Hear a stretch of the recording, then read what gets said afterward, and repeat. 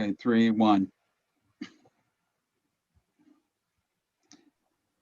For the first time in our country's history, the long chain of peaceful transitions of power, stretching back from its founding, has been broken. An armed, insurrectionist mob took over the United States Capitol, incited to violence by deliberate fabrications from a sitting president and his accomplices, for the explicit purpose of derailing the certification of the presidential vote in the Electoral College. Our nation's shameful legacy of white supremacy was reignited yesterday because of Donald Trump's lie that the election was stolen. Let's be clear. The only thing stolen from us now is our once proud legacy of 244 years of unbroken, peaceful transition of power. Dear elected and community leaders of Solano and Contra Costa County, the time is upon us to stand in full solidarity and signal to all the people in our communities support for the peaceful transition of power, support for free and fair elections, and unequivocal condemnation of Donald Trump for inciting insurrection. We call upon you to denounce the tyranny of violence as the antithesis to the democratic principles of this country has emboldened since its birth. We call upon you to be good stewards of our democracy, to denounce tyranny and uphold your commitment to the principles of our great country. More than ever, we need your voice in doing this, and we need it now. Tonight, we, AD 14 Progressives for Change, is hosting this rally in conjunction with the United Democrats, Stonewall Democrats, Jewish Democratic Club of Solano County, elected and community leaders who are here to share with you an unwavering commitment to our country's core values. Your voice, presence, and leadership is needed. In this grave moment of moral confusion, we need to sound off thoughtfully and without hesitation to help set to right all of this chaos being sown into our country's discourse. Donald Trump and all those who foster the spirit of treason against our democracy must be held to account. Only by speaking with one voice, only by coming together, only by standing as one, may we own the authority to confront and address this and all injustice.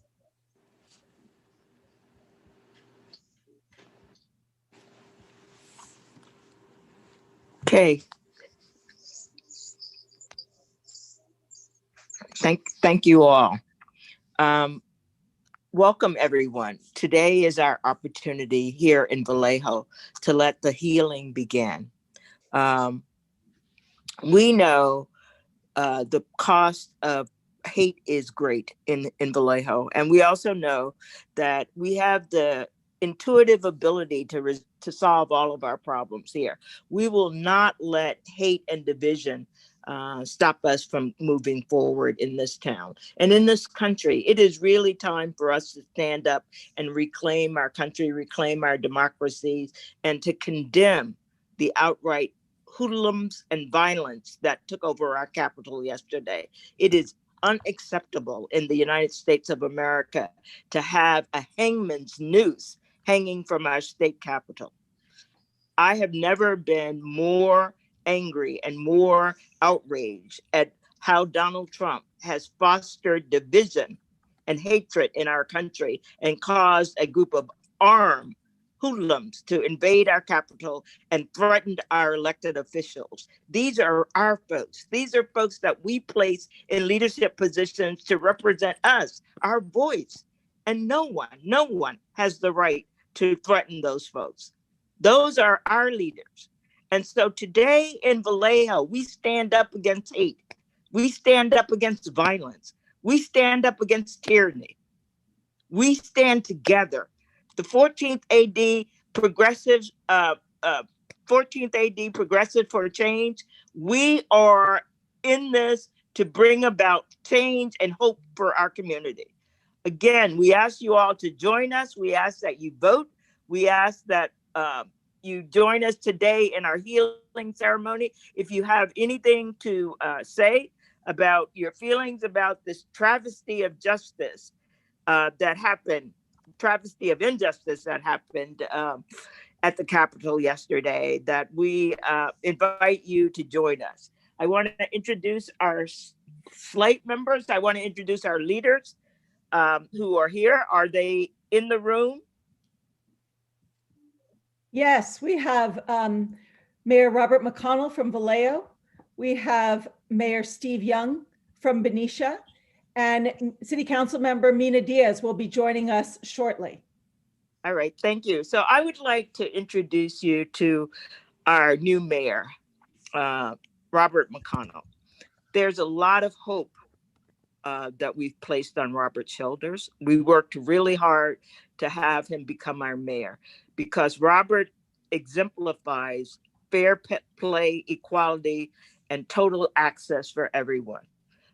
In these dark days that we have seen, Robert will be our shining light and our beacon of hope as we gather around and support his leadership to lead Vallejo out of the dark days. I want to introduce Robert McConnell to you.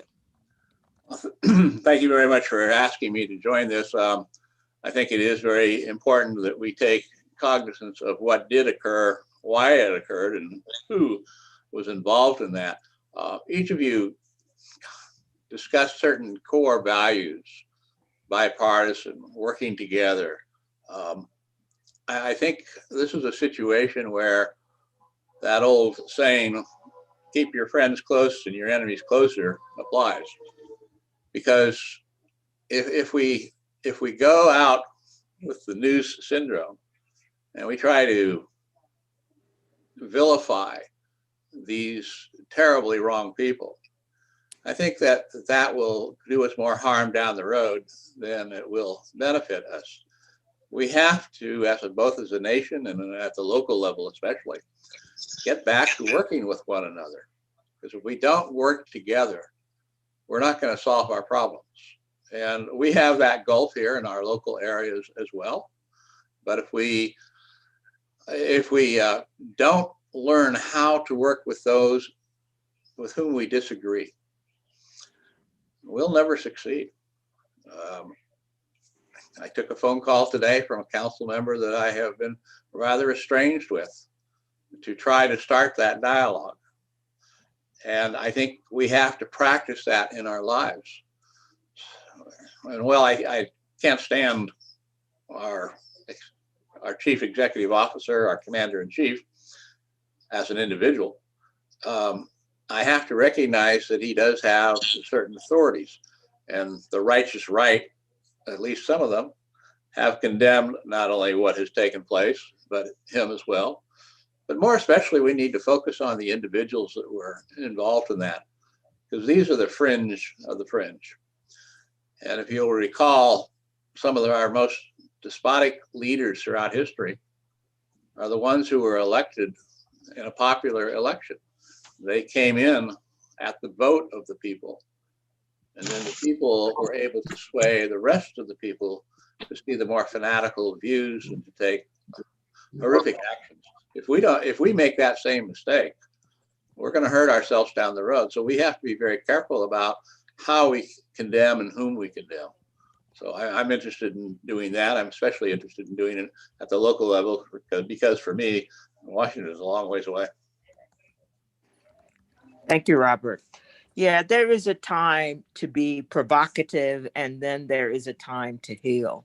I think over the last 4 years, we've been provoked enough, and it is really time for us to all come around the table and heal.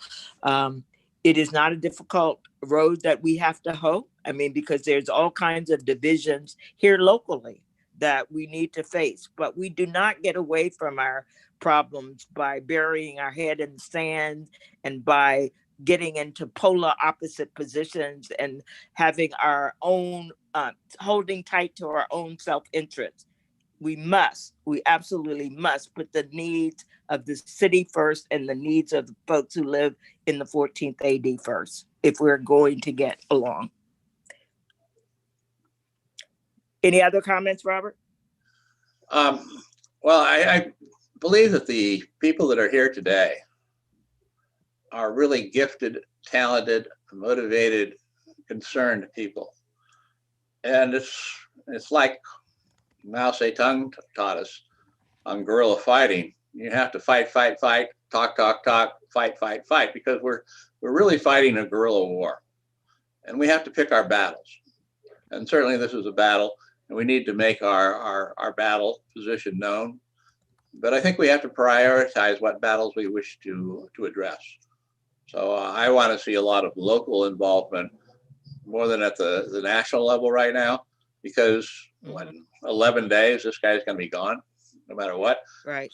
And I think that as a party leader, for somebody for a president who will have left office, he's basically just pushed himself off the stage. He's self-destructed. Absolutely. So is Steve Young here? I am. Oh, hey, Steve. Brenda. Would you like to comment? Thank you so much for agreeing to participate in what we hope will be the beginning of a healing process. Democrats and the folks in the 14th AD were severely impacted by what happened in our Capitol yesterday, as everyone in this country was and should be. And again, I think that we need to just start the healing process. And I want to thank you very much for participating today, Mayor Steve. Thank you. Well, I want to start by commending Mayor McConnell for his words. He's taken a very high road approach to this. And I also want to say that what I'm saying is just my personal feelings. It doesn't represent the city. It's this is, both Mayor McConnell and myself, these are nonpartisan positions. And although we are both Democrats, we don't act as Democrats when we are fulfilling our roles as mayor. I was asked today to I think, comment on what happened yesterday in Washington, and it had a distinctly, so I'm speaking with a distinctly partisan voice. I think what happened, I think we're all outraged and appalled at what happened. And one of the things that stood out is the difference in how this type of, a coup, insurrection, sedition, however you want to call it, the most polite thing you can say is that they were rioters. And these particular rioters who were, deep supporters of the president, were treated, almost with kid gloves by the police. And it's the police response or the police protection of Congress was woefully inadequate. This was at a time when the entire Congress, the House and the Senate, were in session inside that building, along with the vice president and the vice president-elect. And it was just it was only missing the Supreme Court and the president to be the equivalent of a State of the Union address. And those have as tight a security as you can imagine when you have all of the elected representatives of our government in one place. You expect them to be highly secure. What we saw yesterday was the opposite of highly secure. They were trying to hold back the mob with, bike racks. And we saw videos of the police standing aside as the mob pushed in. They were overwhelmed and outnumbered, but that was a very curious thing because this has been talked about for 8 weeks, both by the president and on the media. This was not a surprise to anybody. They were calling on this to happen all this time. And so to not be prepared is really surprising and appalling. I think you saw now the head of the Capitol Police resigned today. Somebody else stepped down. But there was clearly a lack of enforcement of the law, or so it seemed to me. Because when we saw videos of the police, even when they were there and they were blocking entrance into the chambers, when they finally cleared the place, it was sort of very politely. And it was sort of, urging people to step back. And I'm just sort of contrasting that with what happened at the church during the Black Lives Matter protests, when there was no compunction about using tear gas and rubber bullets and extreme force by the police to clear the crowd for an obvious political photo op. So I think we have a long way to go, and I don't think we should pretend that both sides are equally at fault here. We've had one party and a number of elected representatives supporting and egging on this kind of behavior. So far that even after the riot happened, you had senators and over 100 congresspeople vote to overturn the election. And it was just outrageous to me that such a thing was happening, and that those same elected officials can then turn around and say that they're swearing to uphold the Constitution when clearly they did not. You know, in my view, they shouldn't even have been seated. But this is something that the whole House had to decide. I applaud Congressman Thompson for calling for the use of the 25th Amendment. It appears that impeachment there's not enough time left to make that happen.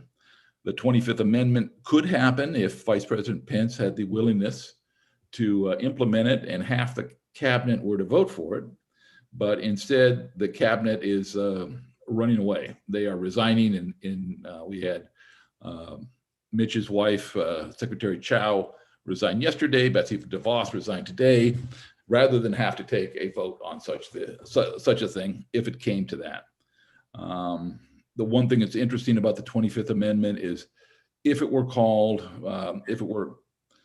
instituted by the vice president, supported by at least half the cabinet, then Trump could object, and then it would get kicked to the House and the Senate, who would have to uphold it by a 2/3 vote. Well, that's never going to happen, but we only have 12 days we have to get through. And they could hold this up for 12 days. And that would, you know, at least eliminate any more damage that could be done by this president. So that's sort of my take on it. I think it's beyond unfortunate, but I think it is a representation of not only Trumpism, but also white supremacy, frankly. And the fact that this virtually all male mob was treated with such deference, in contrast to what happens when progressives or even people who just show up to try to support Black Lives Matter, the way they are treated. So I think we got a long way to go, and I think we should acknowledge the existence of white supremacy and how structural racism played into how this whole thing came about and has been handled so far. So I guess that's my 3 minutes. That's my take. Thank you, Mayor Steve. What about some of you others? Let's hear from Raskal while we wait on Mina Diaz. I'm assuming she hasn't gotten here yet. So Raskal, do you want to chime in? Yes, just to add on, well, I'm still distraught and still dismayed, especially this would happen in the first week of a new year. We thought 2020 would be behind us, but we still have to put up with this. And I think to work towards restoring peace, restoring a sense of moving forward, not just nationwide, but also in our community, we got to take several actions, especially after today, whether it be just some ideas to throw out there. Maybe since we have our two mayors on the call, issuing a proclamation of some sort. Us as a slate, we're making our statements publicly.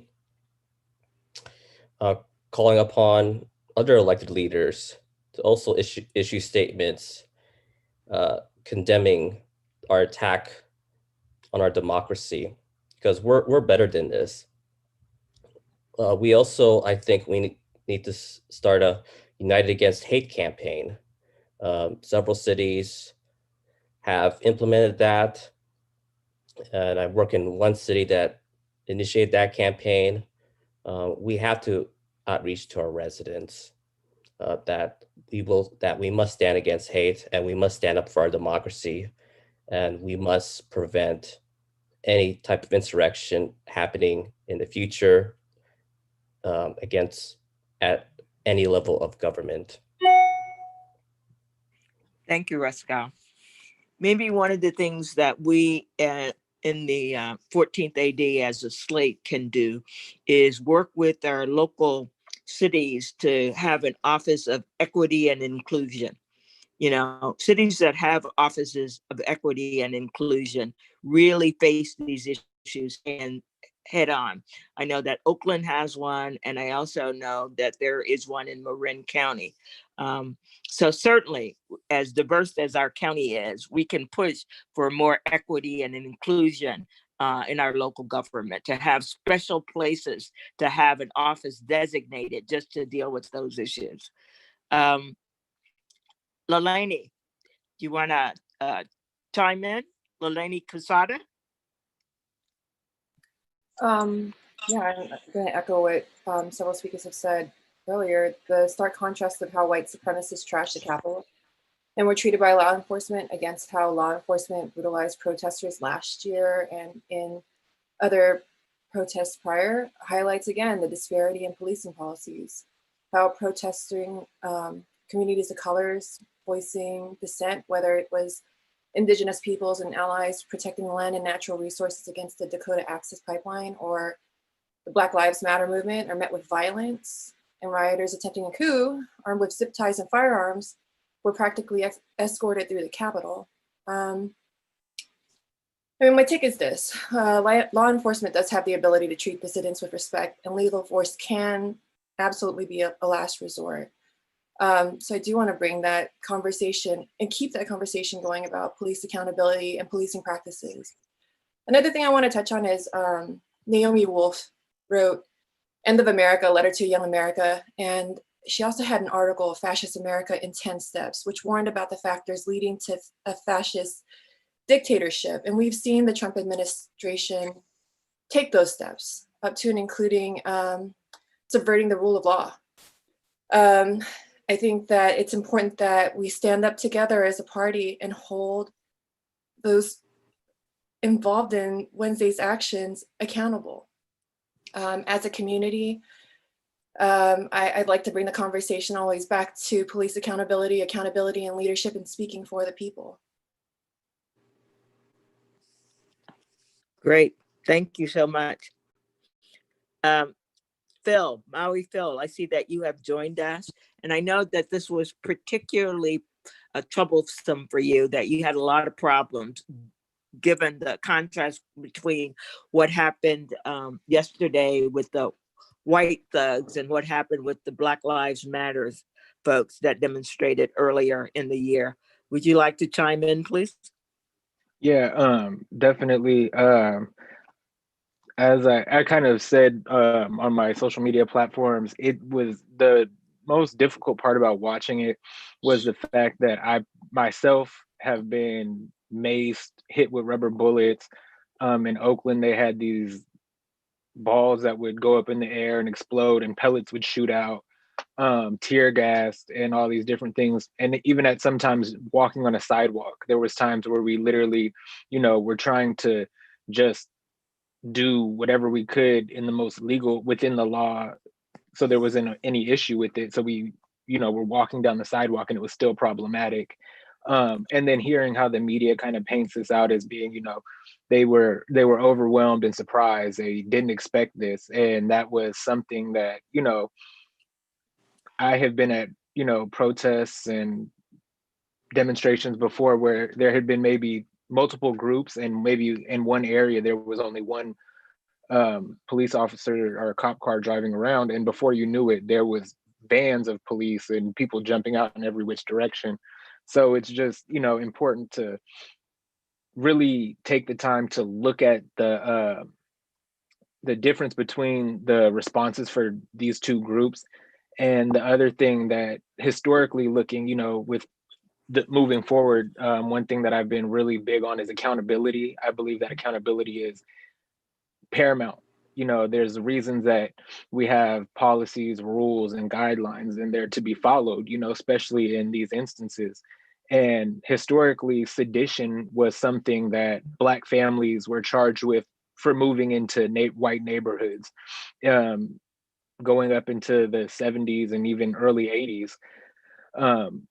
You know, it wasn't even just the families would be charged with sedition for moving into a white neighborhood, which upset their white neighbors and caused their neighbors to riot, destroy their property. And instead of the neighbors being charged, the Black families were charged. Anybody that helped them procure the land was charged.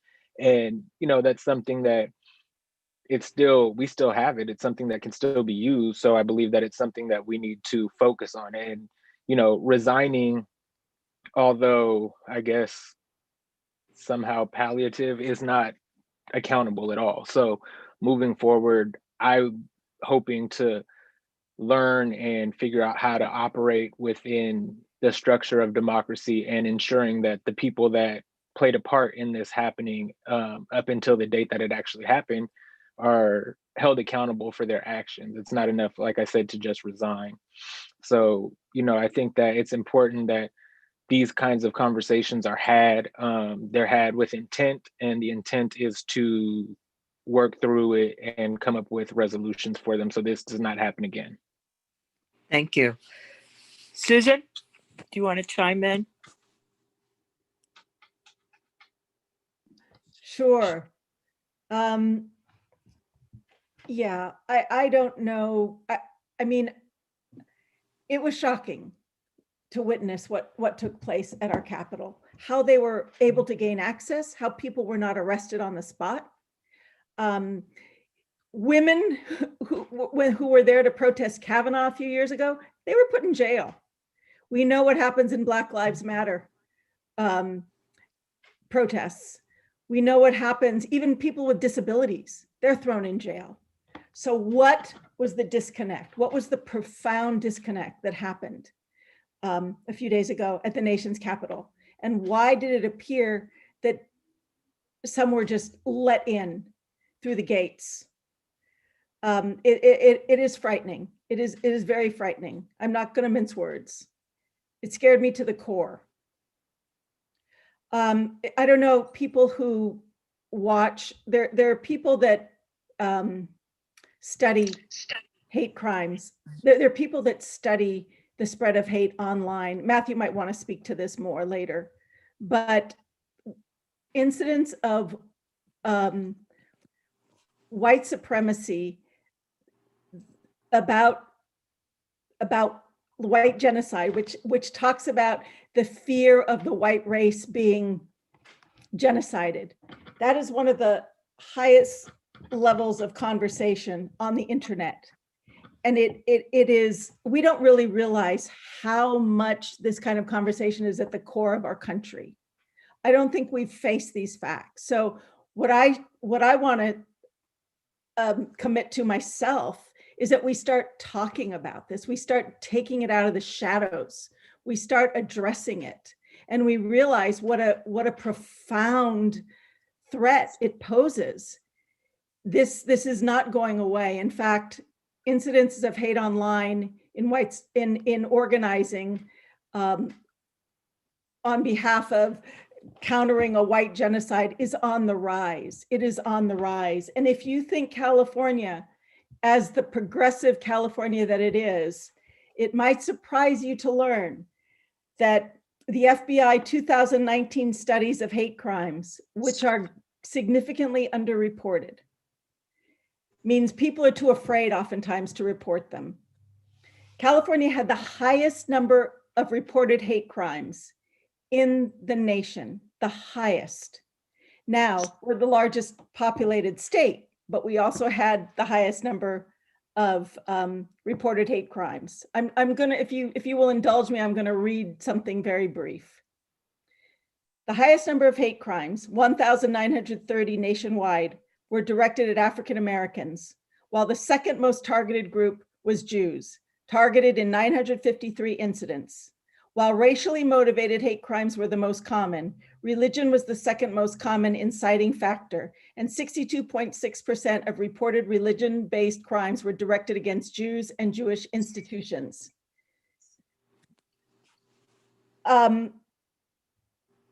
So if you hadn't noticed, the racist, the Confederate flag, swastikas, pro, Camp Auschwitz, the racist symbology that happened at the Capitol, a lot of that was also grotesquely anti-Semitic,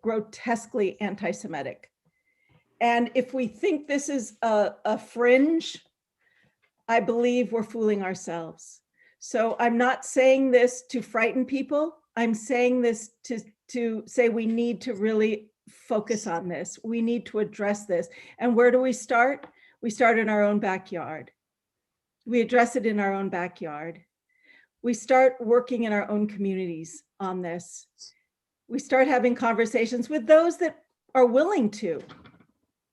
And also, I do believe in inclusivity. I do believe in a large tent. I do believe in talking with people that you disagree on, but there is a line. There is a line. And what happened at the Capitol was way beyond any kind of line that should ever be accepted. And the other thing I'd like to say is there's a lot that many, as you know, 8014 Progressives for Change, we're running to be delegates to the California Democratic Party. There's much that we can do to start to address these issues of the hate crimes in California and the extent of them, and how so many people fear. LGBTQ hate crimes are still very high. And those go grossly underreported, vastly underreported. So there needs to be some work done on making it easier for people to report hate crimes, as well as facing the fact that this isn't something that's going away and it's really on the rise. I do not have the answers, but I know that people such as the people that are running on this slate will tackle these, will have these conversations, as well as the political leaders that are here with us. We will have these hard conversations, and we will find ways forward in policy, in legislation, and in platform. And it's just really good to be here with everyone. Thank you. Thank you, Susan. Steve, my old New York Democrat. How do you feel about this? I feel a little differently than most people here. I'm not ready to forgive, and I'm certainly not ready to forget, but I'm definitely not ready to forgive. These people that attacked on Wednesday our Capitol are the same people that bring guns to a Black Lives Matter protest. And what's the only reason you do that? To shoot people that you don't agree with. These are the same people that are in our neighborhoods that commit hate crimes on a daily basis. We in California and the West Coast, East Coast think we're isolated from this, and we are not. It happens in Vallejo all the time, and it happens in Benicia. My own grandson has been victim of hate crimes in school, okay, and on his Facebook page, okay? And I brought it up with the school superintendent, and not much was done, okay? So I don't want to forgive this yet. I want to keep this on the boiler now while it's hot so we can do something about it. I think Hawley should be prosecuted. He walks by the protesters and pumps his fist in support, and he's a United States Senator. I think Ted Cruz is responsible for this and should be investigated, inciting this by his rhetoric. Okay, I think McCarthy here in California and Nunes here in California need to be investigated, even though Nunes has been investigated for many things. I think he needs to be investigated for this, okay? I think the Pentagon needs to be investigated. I read something today that was extremely disturbing to me. The Pentagon purposely held back the National Guard for over 3 hours. They did not release them. And they told the National Guard, do not use any violence or force if we do release you. It took the governor of Maryland to release the National Guard because our own Pentagon, which is supposed to be defending our people and defending our capital, refused to do it. So I'm not ready to forget till I see these people prosecuted, all of them, on the top, the middle, and the bottom. One thing I was happy to see today, that idiot that had his feet up on Pelosi's desk has already been arrested, okay? And a lot of them that had their pictures on Facebook, really proud of what they were doing, have been fired from their jobs. Glad to see that, okay? Glad to see that. But we can't forgive. We got to act now while the iron is hot. This is just my background as a Jew coming through. You know, we have a phrase in our religion, never forget, okay? I also would like to add to that, never forgive. And if anything good is happening out of that, is Biden, our next president, came out and said if these were Black people in the Black Lives Matter movement, it would be handled way differently and there would have been a lot more violence. And for our president to come out and say that, I think is a major step forward in our government. So that's basically all I have to say about this. And I appreciate the time. Thank you, Steve. You know, I too am angry and am not quite ready to forgive, but I do know that we're going to have to get to a place where we're going to be able to sit down with each other in the same room, because to continue to hold the kind of anger we have for each other will really not lead us to a healing place. And I agree with everything you said, Steve. But it's really it's a process, very difficult process that we're going through. Tom Bilbo, you want to chime in, please? I think I share a lot of the same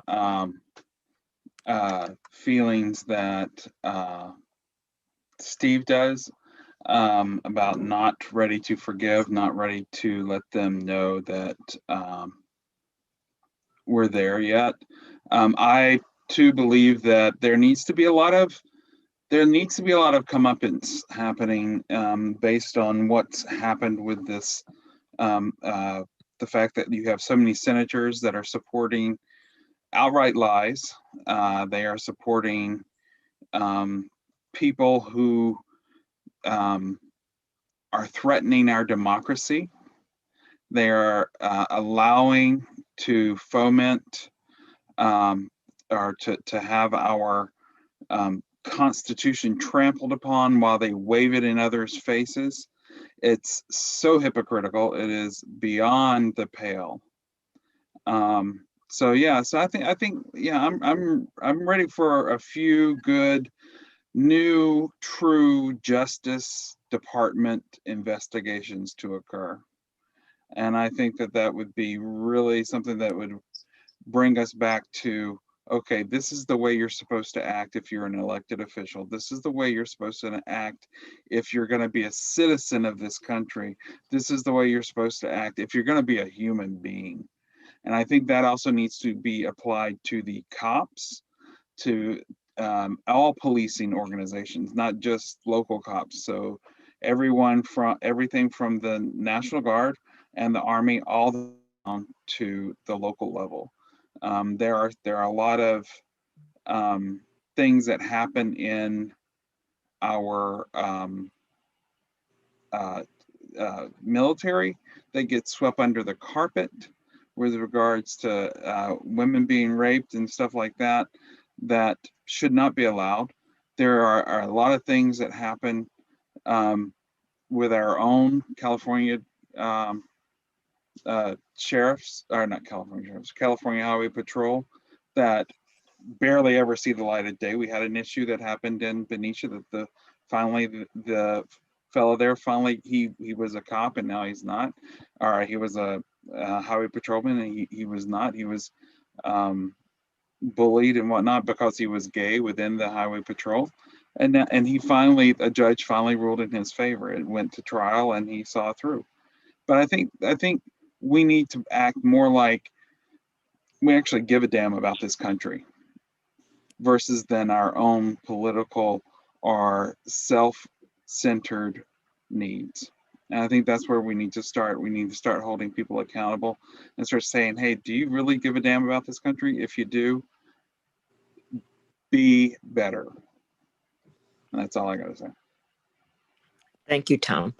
One of the reasons that the Progressive for Change in the 14th AD, one of the reasons we are running is because we believe that it is time for the Democratic Party to act like Democrats as well. So in terms of, there's a whole revamping that needs to happen in this country. And as lifelong dedicated Democrats, we are running to be your voice, to make sure that those changes happen within our party. Matthew, you want to chime in, please? Yeah, thanks, Brenda. I can definitely take a hack at it. So, first of all, I am inclined, I share the sentiments that were expressed by both Steve and Tom about this. Like, we are not in a place where we are ready to forgive because we really haven't begun the process of identifying what the core problems are. And we need our electeds to be really strong here. This is why we brought you on the. So, in particular, what I'm talking about is pushing back against the mythology of conspiracy theories that are breeding online, and they're breeding on the basis of motivated grievance and racist mythology. And I need to clarify this. We have to push back not just against Donald Trump. We have to push back against the idea that his election was stolen. That is a bunk idea.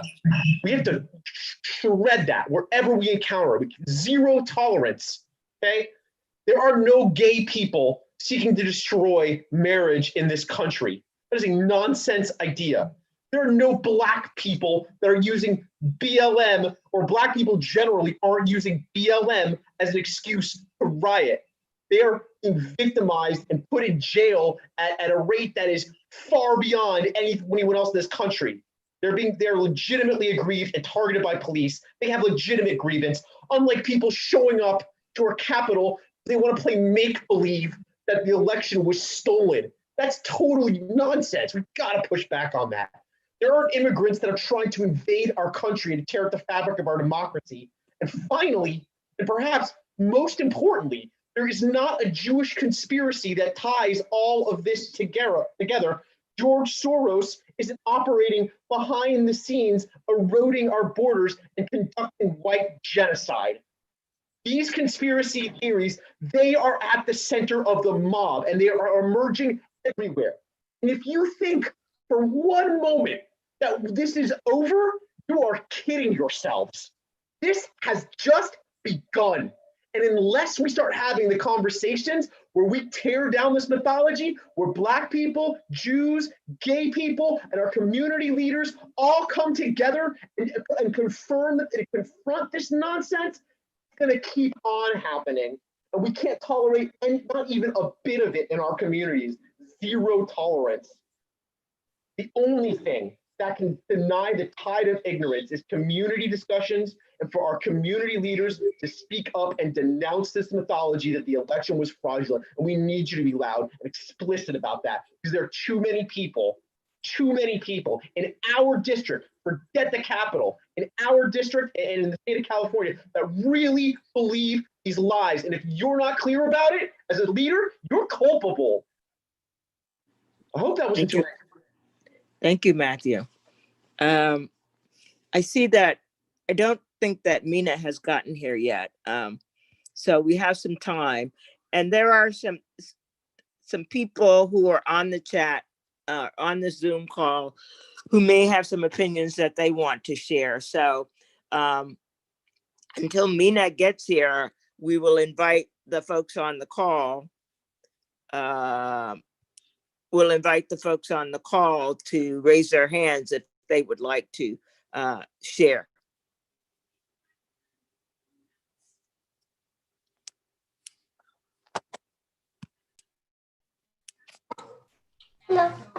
Hi. I'm sorry for getting here late, and I'm probably going to repeat what a lot of people have already said, but there are so many things to be pissed off at. I mean, it's like, how do you even count them? First of all, what is your name? Who are you? What's your name? Kathy? Kathy? Oh, hey, Kathy. Hi. Hello, Kathy. Hi.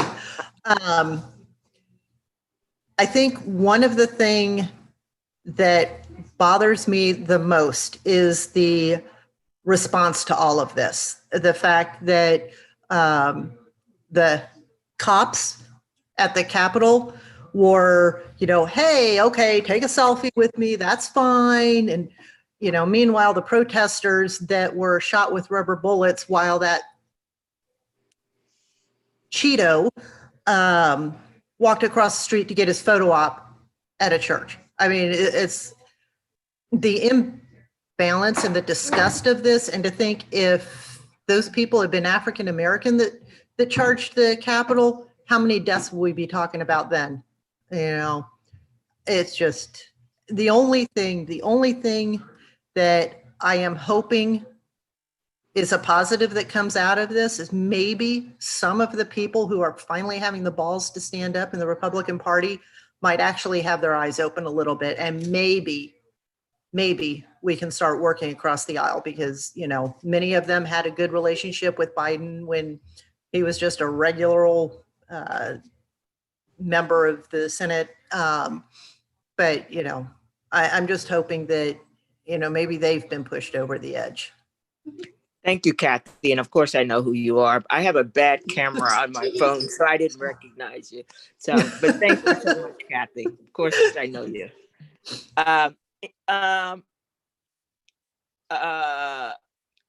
So anyone else who would like to share? Waiting for Mina to come. She is on her way. And I see Deanna. I see that Maui's hand is up. Maui. Hi.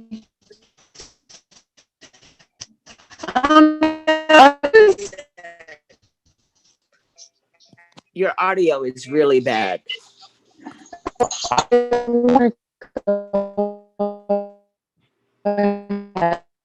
If that's okay, can you hear me? No, your audio is really, really bad. Hello? I don't know about other people, but I'm having a really, Yeah, we can't hear. I'm having a really Okay. difficult time understanding it.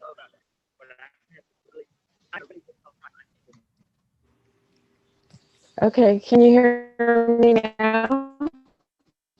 A little better, but you're still there's something really weird with your audio. I don't know what that is. Maybe you can type in the comment and we can go to the next person. Right. Mina's here.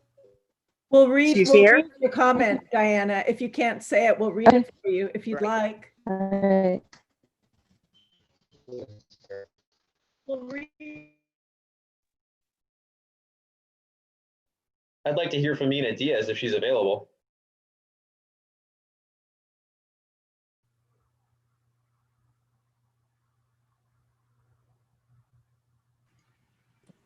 I see that Mina Diaz is in the room, and we want to thank Mina very much for coming to participate with us this afternoon. Mina is our newest city council person, and I need to tell you that it gave my heart an incredible amount of joy. I saw a post on Facebook with Mina and her parents and talking about the history of Vallejo, and Mina being the first Mexican American to be elected in this town. Very proud and very hopeful, and know that her commitment is to equity, fair play, and full inclusion. So I want to introduce our newest council member, Mina Diaz.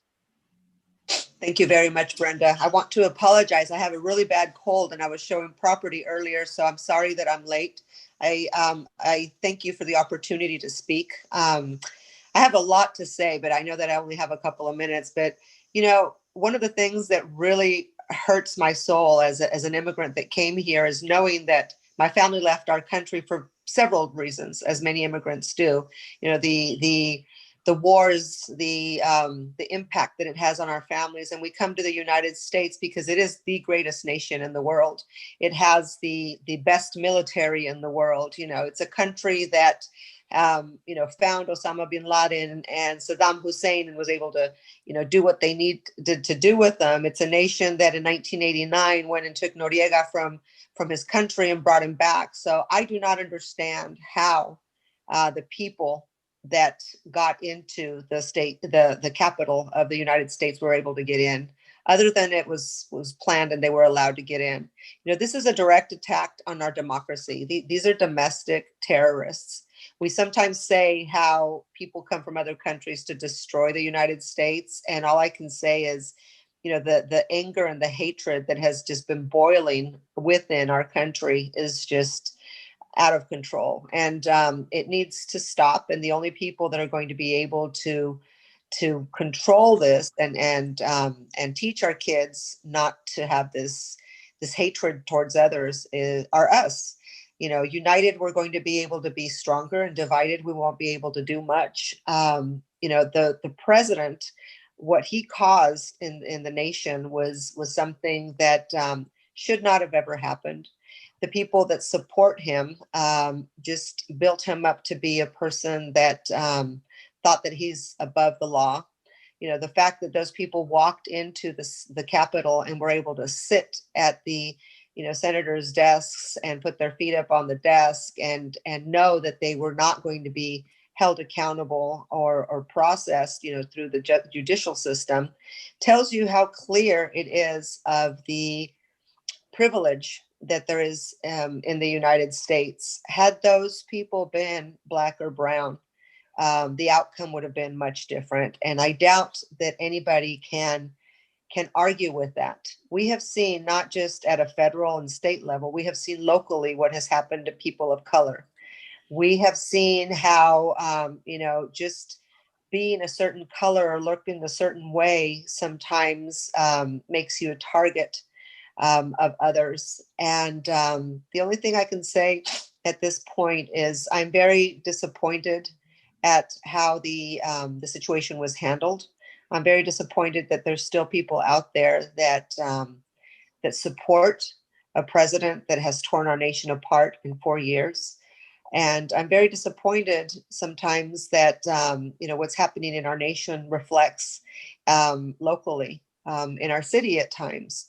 So I'm very excited and at the same time nervous, because I like to be honest. I'm nervous of the position that I've taken, because I know there's a lot of work ahead of me, and you know, we're not born knowing what to do. But I can tell you this: I am a woman of my word, and I have lived the systemic racism that continues to be out there, and I'm a person that will fight so that everybody has an equal opportunity to have their voice heard, and to not have the racism and the hate that we're seeing in other places continue in Vallejo. Because even though we are the city that's the most diverse, we have to also acknowledge that we are a city that's very divided. And until all of us can come together and work together, whether we are Black or brown or white or Asian or anything, you know, we are human beings, and that's the first thing that we should look at. You know, my children and anybody else's children deserve the same thing. We deserve a city, a country that is safe, that we can prosper, where we don't have to worry about, you know, being Jewish and being hated, and we don't have to worry about being African American and being killed, and we don't have to worry about being Latino and, you know, being stereotyped into, you know, gangbangers just because of the way our children dress. I, for one, will not tolerate that. I'm a very vocal person, but I'm a very logical person as well, and I'm very compassionate. But I have the spine to fight against this. And I invite anybody who would like to speak to me at any point regarding any issues that are happening in Vallejo to please either email me or call me, and we can discuss this further. I think that city council meetings need to go back to the council chambers. I realize that right now we're under a pandemic, but I also know that we have not been able to listen to people properly with the way the meetings have been conducted. And I would hope that we are able to speak to the health officials from the county so that we can get approval to open back the chambers, and we can have people come back in and express their sentiment and express their disappointment and express their congratulations, because there's some things that are happening in our city that are good. And lastly, I want to say that even though we are going through some very difficult times, I encourage everyone to unite. I encourage everyone to look out for their neighbors. If you see people that are going through difficult things, people that are being pulled over and racial slurs, thrown at them by other people, if you see injustices, whether they be with other folks or within the police department, anywhere, speak up. We have a voice and we need to use it, because that's the only way that others will hear us. You have my full attention. I will listen to you and I will bring things forward. Now, I must say that I might not always agree, or you might not always agree with what I do, but I will always be voting based on my conscience and based on facts. Thank you very much. Thank you, Mina. I see that we have John Fox in the room, and John is our elected official on the school board. John, would you like to chime in? Yes, good afternoon, everybody.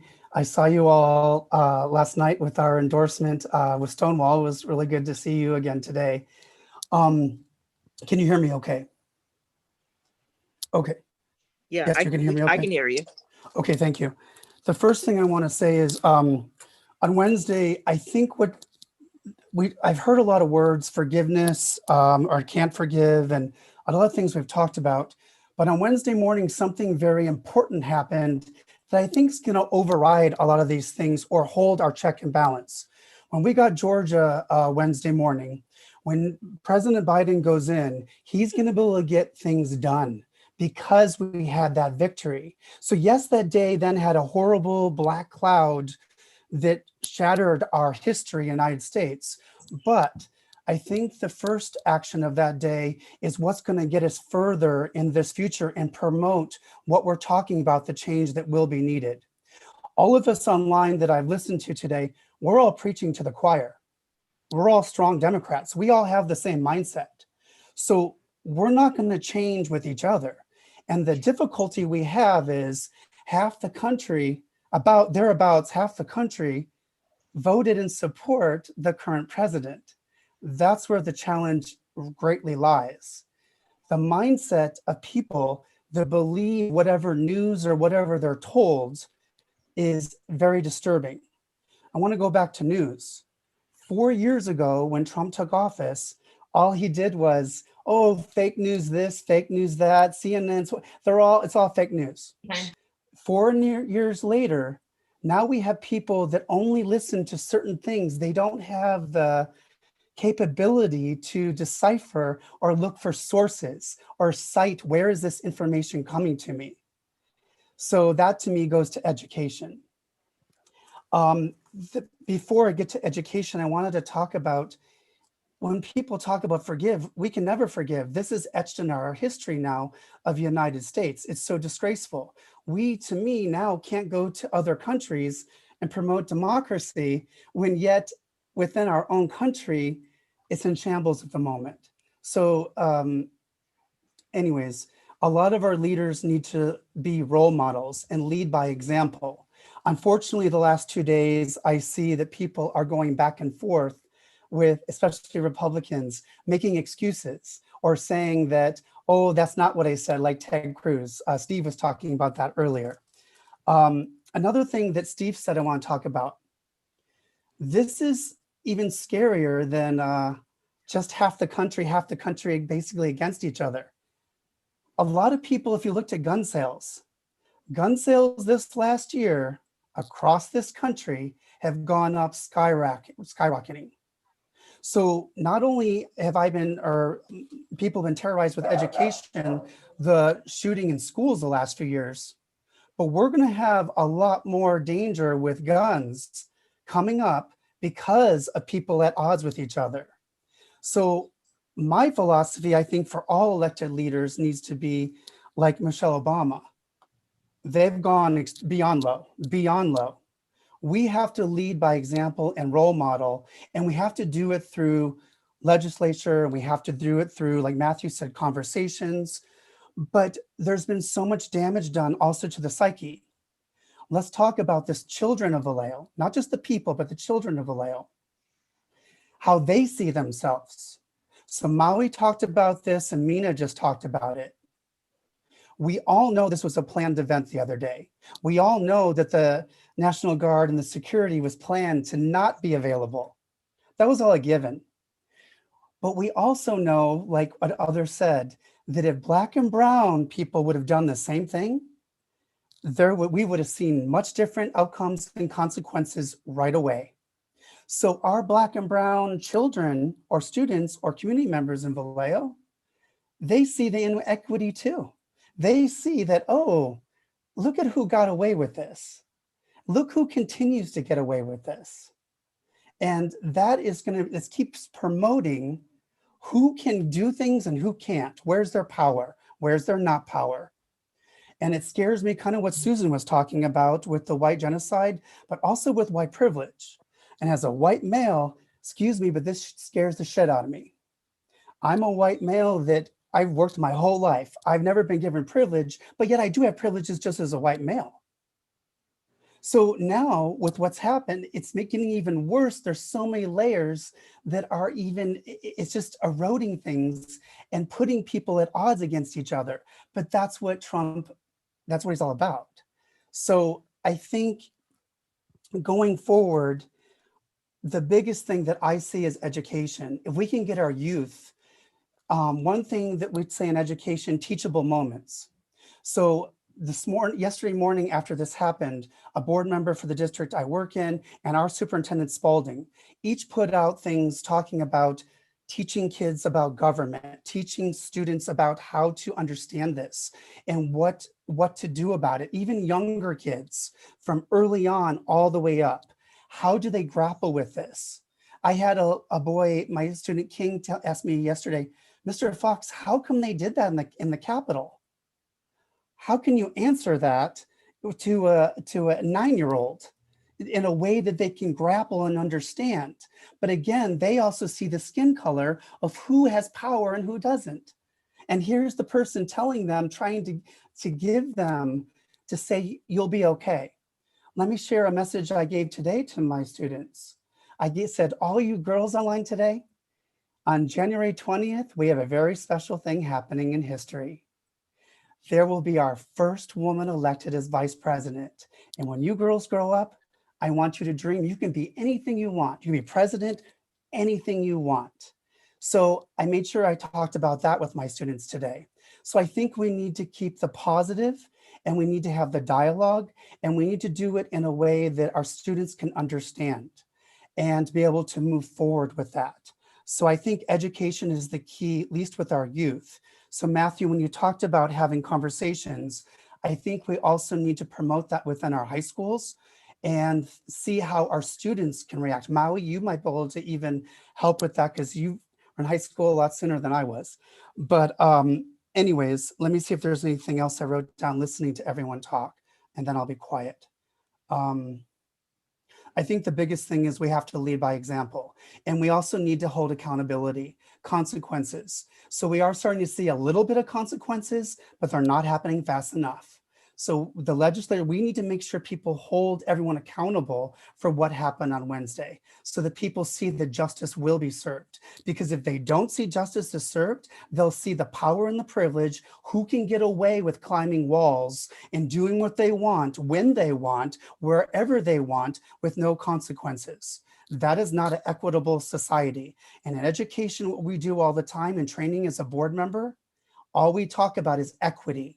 And how do we promote equity? Well, we can't have equity at the highest level of our government. How can we talk about it with our youth or in our community? So it has to start at the top and trickle down. That's my thoughts on everything. Thank you. Thank you, John. I just want to let everyone know that. Thank you, John. I just want to let everyone know that the folks on this slate are dedicated to having those conversations that you talked about. Because really, whether we are in a place right now where we're able to forgive or not, we definitely have to be in a place where we're willing to have open conversations with people. And I agree. I think that the behavior that was on display yesterday was just outrageous, and those folks need to be held accountable. So thank you very much for your comments. I want to ask if there are any closing comments that any of the Slate members, delegates would like to make before we close out. Matthew? I'm sorry, Phil? I just, in closing, one thing that I think is important, something that I talked about, I believe it was yesterday, but just another reason that I am interested in getting involved in this slate is, education is really important, but the one thing that was proven in this year's election was it was the young people that had the most, that were more anti-Trump than any other demographic that turned out for voting. And I think that's because these conversations have been happening, whether you're on Facebook, Twitter, TikTok, whatever it is.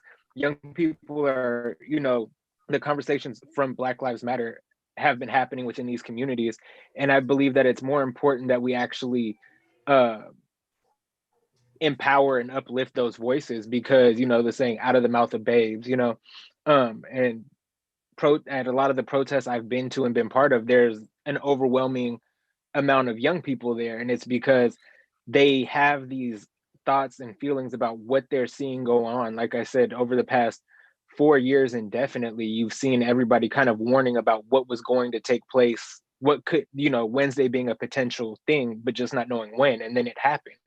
So, I think it's important that those voices are heard, they're shown how to navigate this system. And that's one thing that I hope to bring, like John said, is reaching out to people that I've known within my network, which spans, different ages, but definitely getting the voice of the people that are out there who have been on the streets. Because at the end of the day, protesting, rioting, whatever you want to call it, is the message of the unheard. And we have been out there. I've literally been protesting since 2012. My grandparents have been protesting. This is something that has been spanning generations.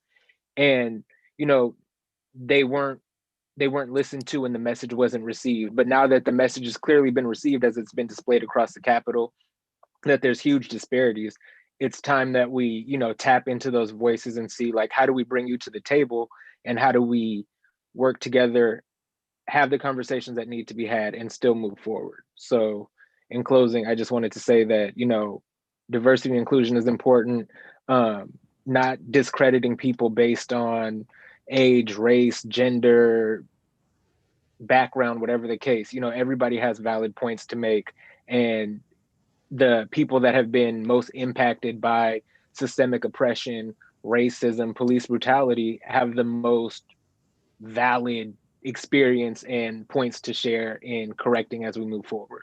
So I just wanted to say that and thank everybody. Thank you, Phil.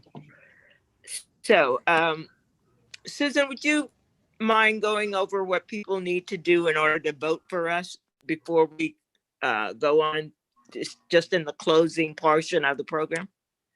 I'd be happy to, Brenda. Thank you so much. And thanks for leading us in such a great conversation here today. So here's the scoop in a nutshell. First of all, you need to get your ballot in order to vote for us. And if you believe that we will represent you well, which we will, the place to go to get your ballot is online, www.ademelections.com. That's ADEMELECTIONS.com. Some people here have it on their background. You can see it. You go there. The last day that you can get that is January 11th.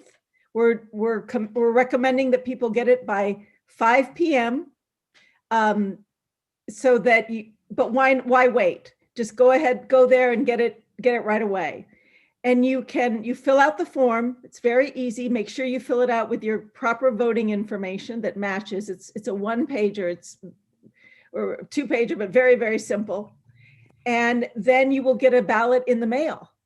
And then what we're asking you to do, because crises like this, we think this is something that may not happen a lot. But the truth is, we might be faced with, just like we never expected to be in a pandemic, right? But and just like we maybe I'm the only one, but I never thought what happened a few days ago could happen. So we're in times where they're perilous right now, and we need to build a stronger community. So what you can do is, once you get your ballot, fill it out.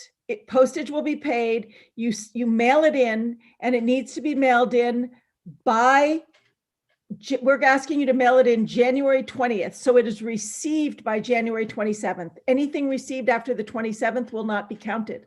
So we want our vote. We want to make sure your vote is counted, and that you vote for the 10 people on this slate. And the names you can find that on our website for the 10 people. Most of us are here. Some of us had to work and couldn't be here. So we ask that you vote for the 10 of us, and that will increase our chances of being able to represent you. Thank you all so much. One more opportunity for closing comments. Anyone? Brenda? Yes. Go ahead, Roscoe. Yeah, the city I work in and the issues of hate crimes that we discussed earlier, we talked about this was approved at our meeting last November, which I was able to pull up the actions we're taking. Just want to suggest some legislative solutions that we could contact, whether it be Assemblymember Grayson or other council members and elected officials in our Assembly District 14, from one, developing a hate crimes reporting hotline modeled after the San Francisco District Attorney's Office, to having proactive outreach and developing partnerships with community service providers and organizations that work with groups which have been a target of hate crimes incidents, updating existing department policies on hate crimes, having cultural appropriate personnel structures to respond,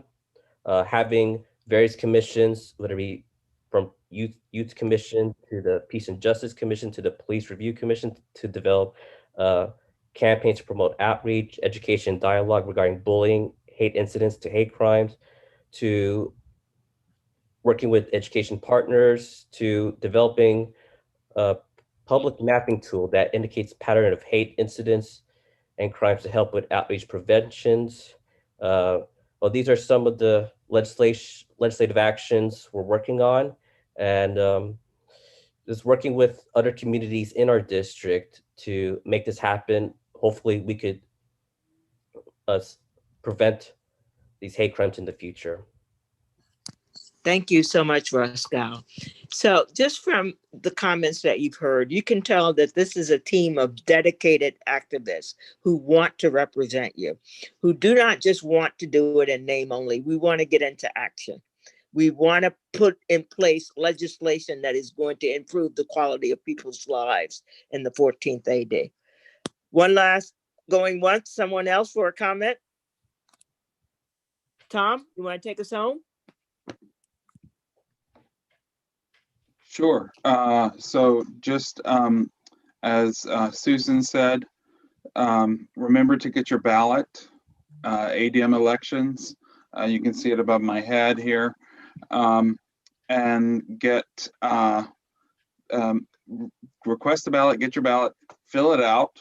And we do ask that you consider us for your votes. And also mail it in. Don't let it hang around on your kitchen table. Don't let it hang around anywhere else.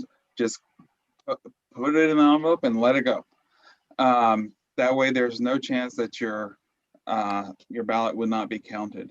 But I would like to thank the mayors that were here, Mayor Young and Mayor McConnell, and also Mina, who was here with us. Thank you so much for being here. And all the people that showed up here.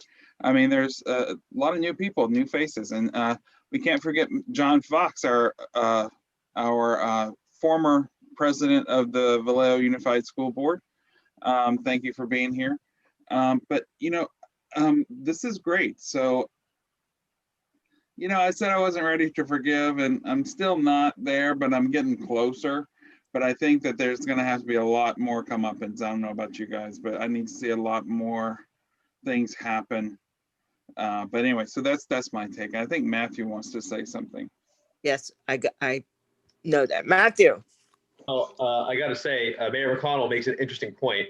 I would propose that as an action point for our focus here, I would like for us as a slate to start an online petition at change.org to call for the federal prosecution of those who did enter into the Capitol building, as well as any additional crimes that they committed.